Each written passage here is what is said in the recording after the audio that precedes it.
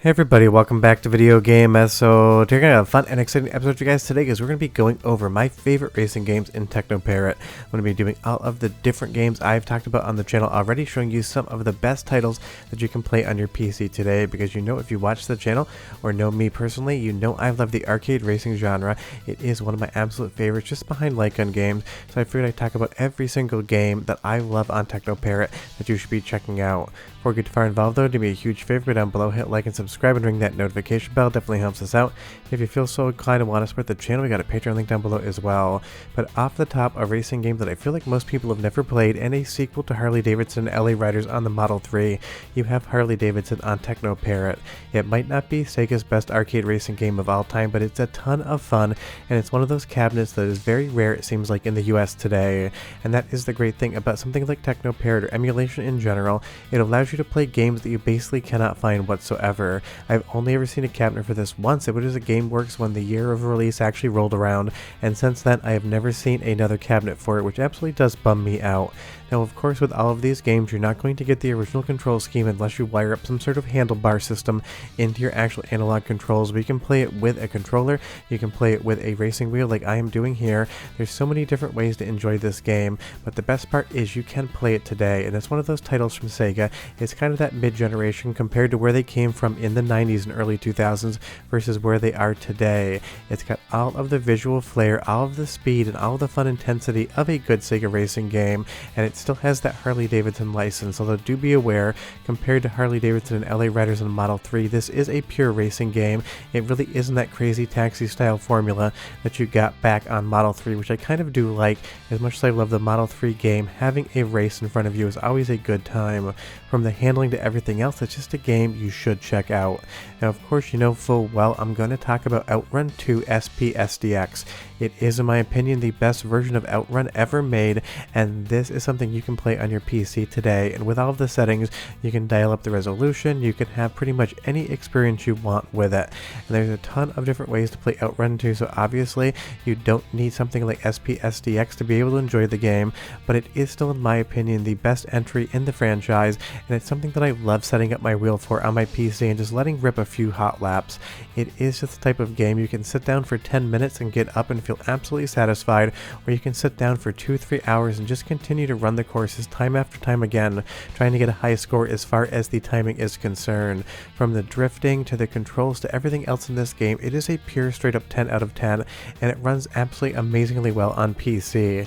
And again, if you want to go out and buy an arcade board for this, it's going to cost you a fortune, and you're going to have to wire up your own controls. Some of the titles on this video are easily accessible. If you go on eBay, you could buy the board, but actually wiring them up in your home is quite difficult, something I do on the regular, and trust me, it is an absolute process. So part of this video is just talking about how easy it is to experience some of these games again for the first time or for the 10th time. You get to be able to just grab a controller and sit down and play versus trying to fight with different I/O boards on arcade hardware, because as much as I love collecting arcade games, when I want to just sit down and play for 20-30 minutes and that's all the time I have, something like Teknoparrot definitely allows me to do that versus the hour-long process to set up an arcade racing board with the controls in my studio just to sit down and play. Sometimes it takes me longer to set them up than it does to actually play and capture the game.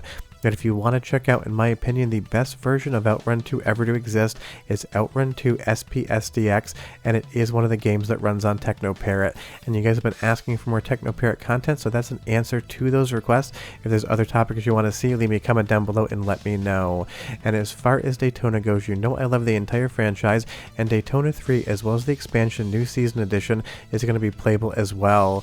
When this game first came out, people didn't love it, but New Season Edition definitely buttons up a lot of the complaints of the original release, and I think now it is close to every bit as good as Daytona USA and Daytona USA 2 ever were. It's outstanding. You can do ultra-wide support like I'm doing here. Again, it is just a classic arcade racing game from Sega, so you know it has the best soundtrack around, and this is your first soundtrack sample, 45 seconds, and I'll be back with more games.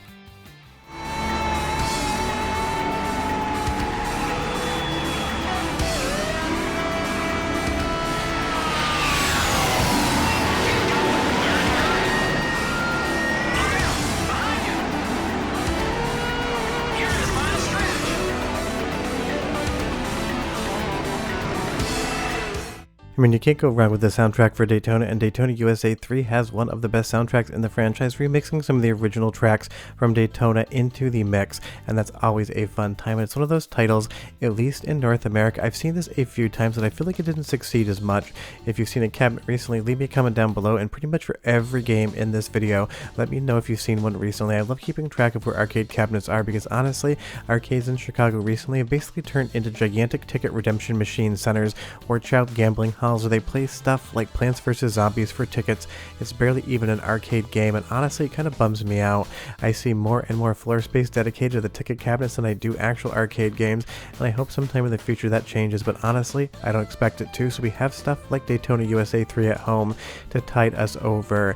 Now, do be aware this is not a Sega themed video, it just happens to be that Sega makes some incredible arcade racing games, so we're going to do one more Sega game, then move over to another developer. And I did a video maybe 3 or 4 months ago on Sega Race TV, and I told you it is the best Sega arcade racing game that basically nobody knows exists.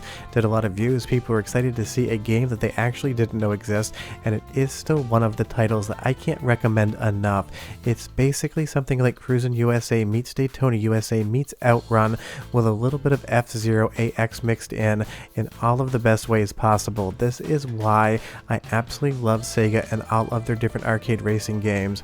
For the same genre, you can get so many different feels. Harley Davidson's going to be completely different than OutRun 2. Is it going to be completely different than something like Daytona USA 3, which is going to obviously be completely different than something like Sega Race TV. One developer can bring you so many different experiences, and they are all absolutely some of the best arcade racing games of all time, and they're all things that you can play at home, because I understand maybe the documentation on Teknoparrot out there isn't great and you're not quite sure what all of the games are when you're looking at the list. So that's why I made you this video, because all I ever want is more people to play arcade games at home and for more people to enjoy arcade racing titles. It is just one of those genres. I've been playing it ever since I've been a kid. I have a ton of original arcade boards in my collection, and I still play pretty much any new arcade racing game I can get my hands on, and all of the games in this video have the Video Game Esoterica seal of approval, which means absolutely nothing because you get to decide if you like the game or not yourself. But something like Sega Race TV, I feel like 99 out of 100 people are going to find a lot to enjoy about this one. From the graphical stylings to the physics system to the overall chaotic nature of the racing, it is just an absolute blast from start to finish, and I can't recommend it enough. But leave me a comment down below and tell me, did you watch the original review on this maybe 4 months ago, and if so, did you play the game after you saw it? Because it's one of those things, all I ever want to do with these videos is compel you to play new and interesting arcade games, and I can't stress enough just how good Sega Race TV is. But I know we've talked about Sega long enough, let's move over to another game, H2 Overdrive, which is basically the spiritual successor of Hydro Thunder. We've gone from terra firma and pavement to water in a boat. This game is just a ton of fun. I love how colorful and cheery it is.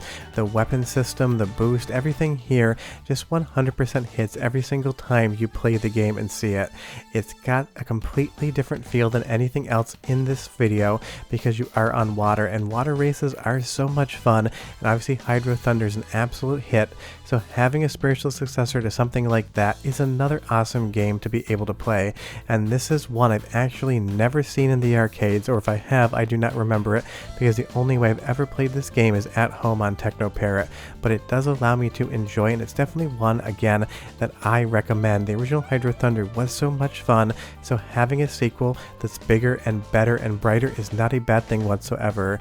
And like every other game on this video, it's got a great soundtrack as well, so go ahead and listen for 45 seconds, and I'll be right back with more.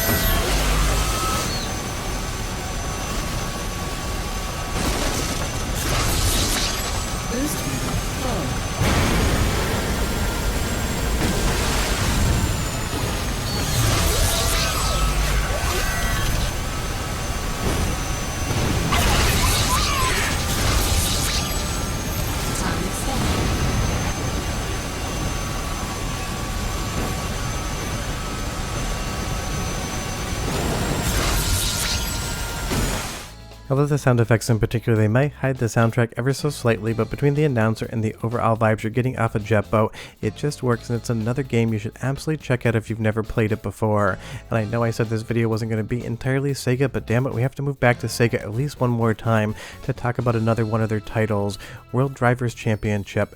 And this is basically about as simmy as an arcade game can get from Sega that isn't a pure sim racing game, and it is one that I never hear anybody talk about whatsoever. It is a very specific vibe as far as the racing is concerned. Definitely has a lot of sponsorships and licenses involved. It is more of that Gran Turismo feel, but it still has all of the arcade vibes, and it doesn't have that complex of a handling system. And it is, again, one of those games that I feel like nobody actually knows exists, and I want more people to play it. Is it my favorite Sega racing game of all time? It is not. I would say it's definitely in their B+ tier, but it's another title that absolutely deserves attention, and one that plays incredibly well when you're sitting at home with a wheel and pedal set. The only downside of this is that the AI is incredibly easy. This was meant to be networked and you'd be racing against 19 other people either in the arcade or across the world, but here against the 19 other CPU opponents, getting into first place really isn't the most difficult thing in the world to do. But it's an absolutely graphically stunning game, the controls are there, the physics are there, and it is one that, again, I really don't ever see in arcades. And that's the interesting thing. Depending on where you live, maybe this game is commonplace. I don't have many viewers in Japan, but the ones that do watch the channel, pretty much every time I talk about an arcade cabinet that really didn't come to North America, they know of like 5 or 6 different locations that have them. And that is the disappointing part about arcades in the USA today, is really they keep closing, and the ones that stay open have so much stuff that really isn't arcade related that it's kind of hard to even consider an arcade in the first place. So maybe you know of one of these cabinets in the US. If you do, leave me a comment down below. If you don't, definitely check it out. It is a lot of fun. Just be aware that the download, if you can find it, you gotta find these on your own after all, is about 10 gigabytes, so it will take a minute or two to actually download, but it is worth every single megabyte of its data. It is a ton of fun, and I can't recommend it enough.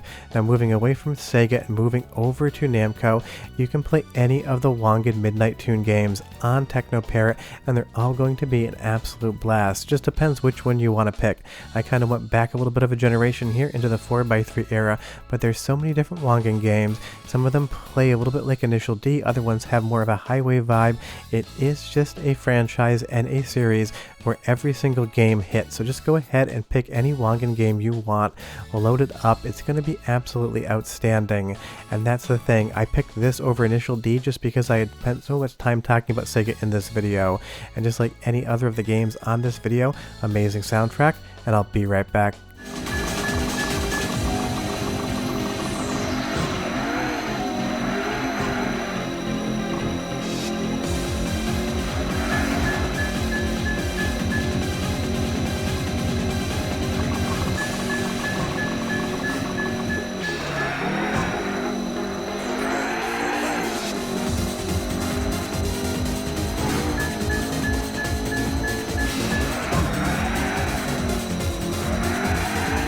The thumping techno soundtrack just absolutely drives the arcade racing forward, and from all of the handling to the traffic patterns to the environments to the overall challenge and progression system of any of the Wangan games, you're just absolutely in for a treat when it comes to them.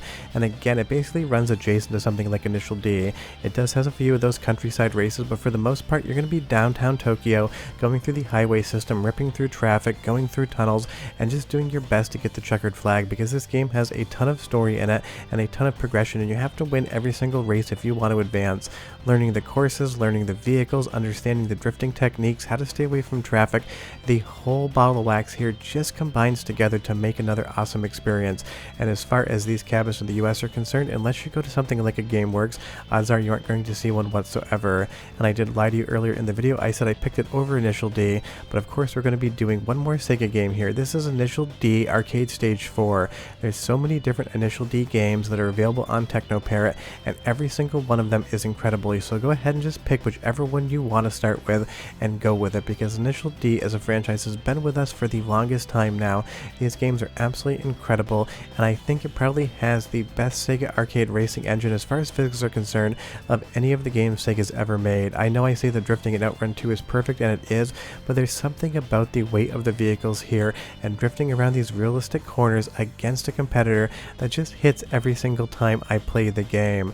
And again, you'll see if you look at the available game list, there's probably like 5 or 6 Initial D games that you can play at this point in time. If you want the most fully featured one, the most modern one, just pick the most recent one. But again, if you haven't played any of them, there really isn't a bad place to jump in. Some of the older ones are 4x3, so if you want high definition 16:9 Initial D, definitely grab Initial D5 or on from there. But again, there isn't a bad entry in this franchise, there's just a different entry in the franchise. And that's why I love Initial D so much. You can just kind of hop in wherever you want, and you get some of the best arcade drifting around, and I love the realistic courses here as well.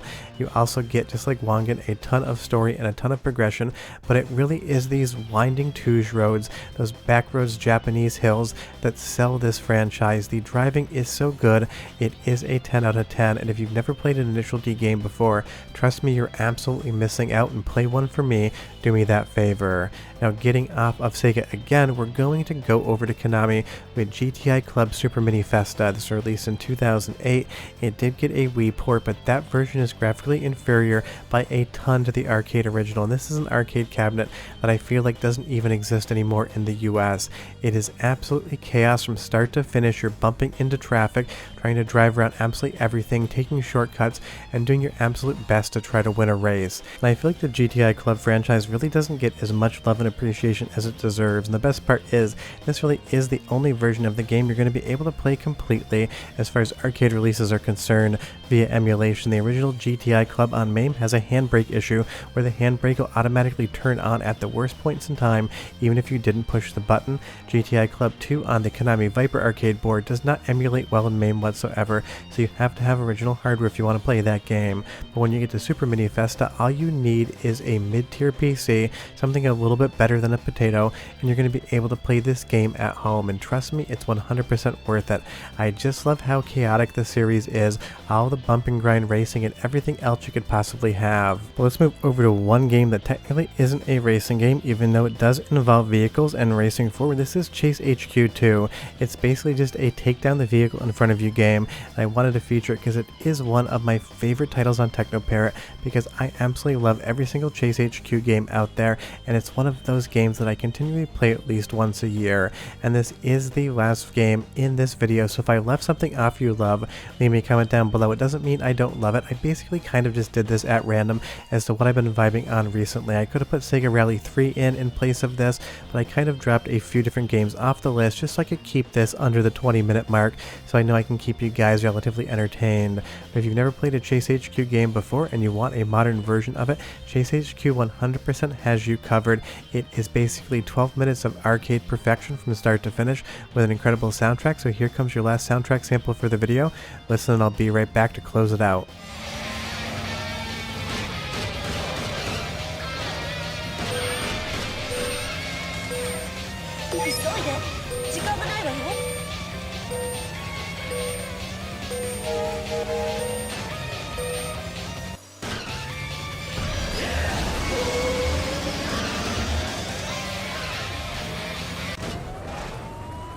I mean, you can't go wrong with that music, and you can't go wrong with this game. And as far as seeing a Chase HQ arcade cabinet in real life, I have never seen one in the US whatsoever, so it's one of those things. Teknoparrot is basically how you want to play. But that's my selection for the best arcade racing games on Teknoparrot, and trust me, there's probably like 20 more I could have chosen from. I just kind of winnowed it down to the things I love. But you know two things about me. I love arcade racing games, and I love you guys, and I'll see you next time. Bye-bye.